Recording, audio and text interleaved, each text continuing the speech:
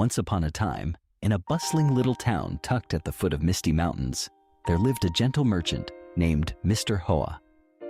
Every day, Mr. Hoa set out with his two loyal donkeys, Kavi and Naro. Together, they braved the winding paths, carrying salt, rice, and sweet molasses across treacherous slopes to trade in the neighboring village.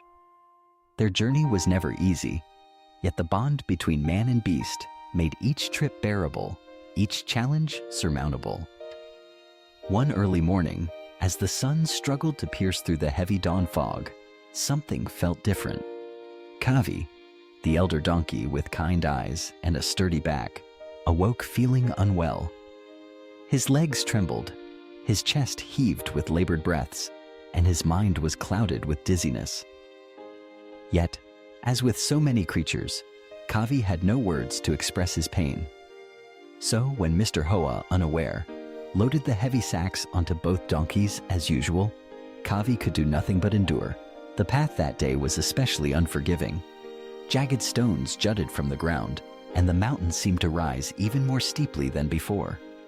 With every step, Kavi's sides grew damp with sweat, his gray coat darkening as he struggled under the burden. Each incline was a trial. The world narrowed to the sound of his hooves scraping rock, his heart pounding, and the ache in his bones. Desperate, Kavi turned to his companion, Naro, and whispered with what little strength remained, "Naro, today I am not well. I fear I cannot make it up this mountain. Please, could you carry just one of my sacks? Just one bag of rice? Perhaps then I can make it." Naro tossed his head, his eyes hard and proud. His voice rang cold. "Why should I take your load? Each of us bears our own burden. Don't trouble me any further."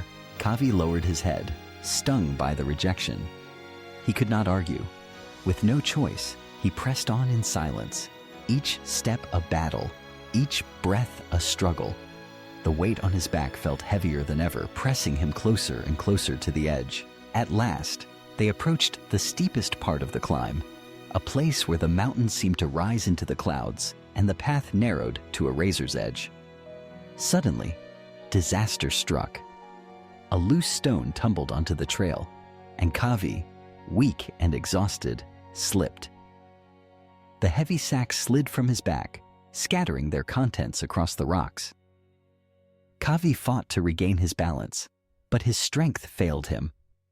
With a silent cry, he plummeted down the mountainside, vanishing into the shadowy depths below. "Kavi!" Naro screamed, his voice echoing in the emptiness. But the only reply was the hollow wind. Mr. Hoa rushed to the edge, tears streaming down his face. But it was too late. Kavi was lost to the darkness. His loyal service ended in silence. Naro stood frozen on the rocky path, his heart gripped by sorrow and regret. The memory of Kavi's quiet plea rang in his ears. Just one sack, just a little help. The realization stung deeper than any wound. His own selfishness had cost his friend everything. With heavy hands and a heavier heart, Mr. Hoa gathered the scattered goods. Now, every sack, Kavi's and Naro's alike, was piled onto Naro's back. The weight was nearly unbearable, not just from the cargo, but from the guilt that pressed in with every step. The journey continued, but for Naro, each mile was a penance, each bead of sweat a token of remorse. From that day forward, Naro understood a bitter truth. A moment of selfishness can lead to a lifetime of regret.